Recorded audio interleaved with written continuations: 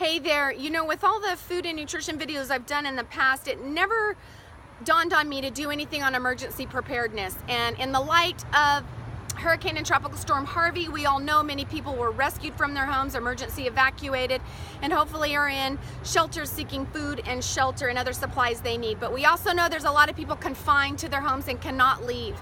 And I can't help but wonder, are these people prepared to feed themselves, their families, not just to survive, but also to thrive? So when you are looking at a disaster preparedness plan for you and your family, whether you live in a high-risk area or a little lesser risk area, or you just want to be on the safe side of things, there's a lot to consider, but I'm only going to talk about the food piece of it here. First and foremost, you need to make sure that there's enough food in your house to last 3 days per family member in your house, and don't forget about your pets. You want to make sure that all of these foods are shelf stable. That means they don't require refrigeration.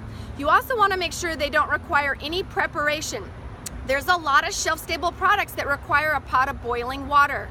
We want to assume there's no power. So you're going to want to choose foods that are shelf-stable, that are familiar to you and your family, because that's going to bring a level of comfort. If anybody has any special dietary concerns or food allergies, or you have babies or young toddlers, extra planning needs to happen at the forefront as well. You're going to need a manual can opener, and yes, even in a time of an emergency situation, nutrition is important. You need to pick foods that are high in nutrients, high in protein, and in this case, high in calories, because we don't know when it's going to be over. Here are some examples for preparedness. Peanut butter and nut butters, the commercially sold ones on the shelves, not in your bulk section. Those are not shelf stable enough. The ones on the shelves that have been commercially produced. Cured dry meats, beef jerky, summer sausage, canned meats, canned chicken, turkey, tuna, salmon, sardines. You know, when it comes to shelf stable, there's jarred items, carton items, and canned. Whatever you like of those, mix it up a bit, but choose a variety of soups, chilies, vegetables, sauces. All these can be combined differently to make new meals out of that are healthy for you. Get your canned fruit in line as well. Seasoned packets, salt and pepper, sugar and honey. You're gonna want crackers, dry cereal, granola, canned nuts, dried fruit.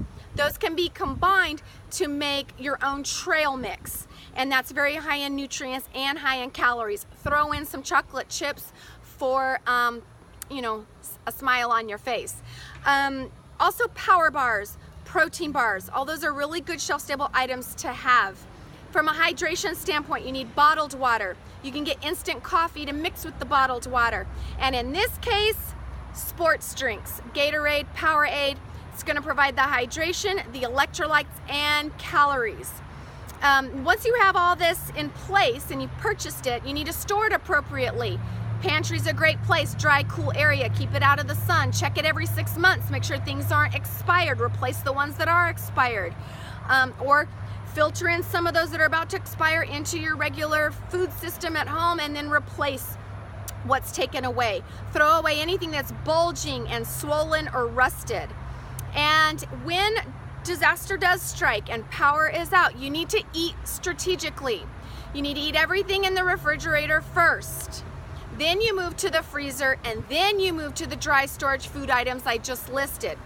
Ideally, everyone would have a thermostat or temperature control, but thermostat in your fridge to tell you the temperature. Anything between 40 and 140 degrees, so 140 is more like the cooked food, is considered the danger zone. This is when bacteria grows really, really fast on food and it goes bad quickly. Very young children and the elderly are the most at risk for foodborne illness. So monitoring the temperature of that food. If anything's in the danger zone in the refrigerator and it's already cooked, like leftovers, you've got 4 hours tops to eat it before it could potentially make someone sick. Something's been out at room temperature, you've only got 2 hours. So food safety is really important in these situations, and we haven't even addressed the sanitation and hygiene piece of that. While this video may be coming to all of you very late, you know, Harvey already happening, my hope is that those of us in high-risk areas can get more prepared for next time, and that I can share this video when forecast shows another natural disaster headed anybody's way. Until then, thoughts and prayers are with everyone affected by Harvey. Stay safe and well out there.